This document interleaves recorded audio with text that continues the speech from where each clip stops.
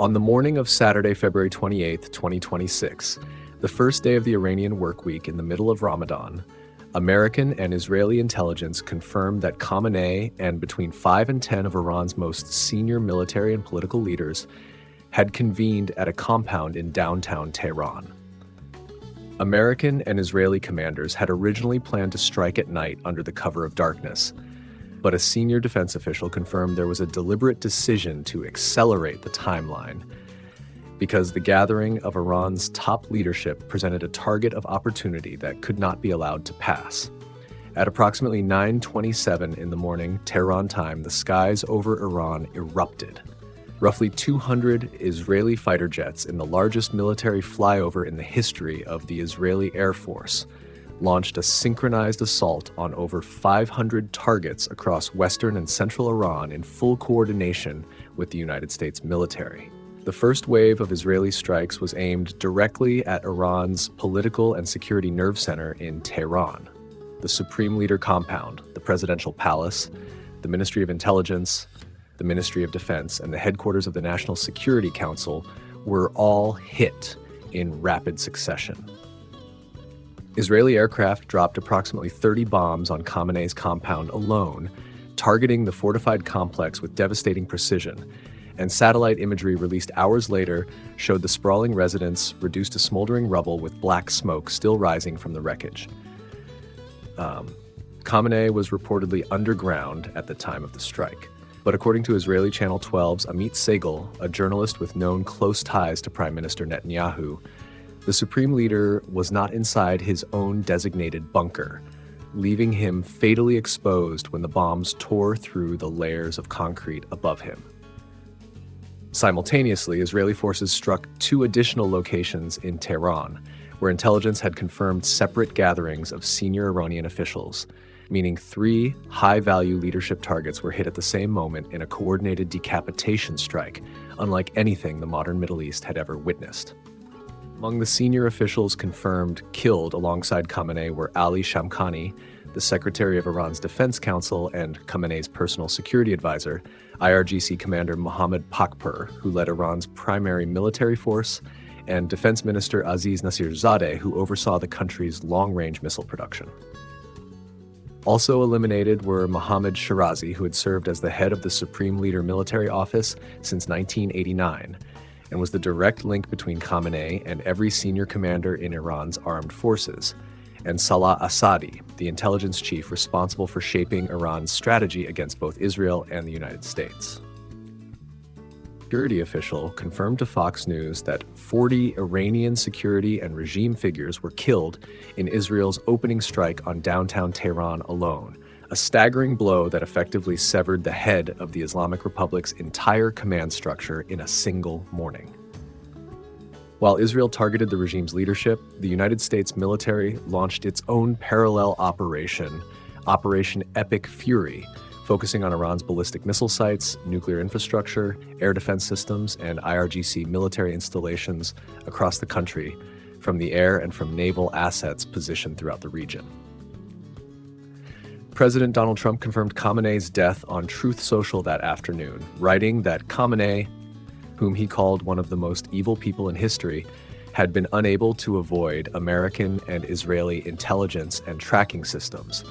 and that working closely with Israel, there was nothing the Supreme Leader could have done to escape. Israeli Prime Minister Benjamin Netanyahu, who said the operation had been planned for months in close coordination with Washington, declared that there were growing signs that Khamenei was no longer alive and that his compound had been completely destroyed, along with Revolutionary Guard commanders and senior nuclear officials inside it. Israeli ambassador to Washington, Yechiel later, subsequently confirmed the death to United States officials, and multiple Israeli television networks reported that a photograph of Khamenei's body recovered from the rubble of his destroyed compound had been shown to both President Trump and Prime Minister Netanyahu. A senior United States defense official described the strike as a massive, wildly bold daytime attack that caught the senior Iranian leadership completely off guard, a Saturday morning during Ramadan and on the Jewish Sabbath, at a time when Tehran never expected its enemies to launch the largest combined aerial assault the region had ever seen. The success of the decapitation strike was made possible by years of Israeli intelligence penetration into the highest levels of the Iranian regime, a capability dramatically demonstrated in July 2024 when Israel planted a bomb inside a Revolutionary Guard's guest house in Tehran that killed the political leader of Hamas. Iran's proxy network, which Khamenei had spent decades building across Lebanon, Iraq, Syria, Yemen, and Gaza under the banner of what he called the Axis of Resistance, had already been devastated over the previous 2 years. Hezbollah was decimated, Assad's regime fell, and Hamas was shattered,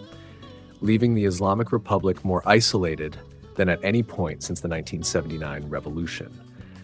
The killing of Khamenei marked the first time Israel had directly assassinated a sitting head of state of a sovereign nation,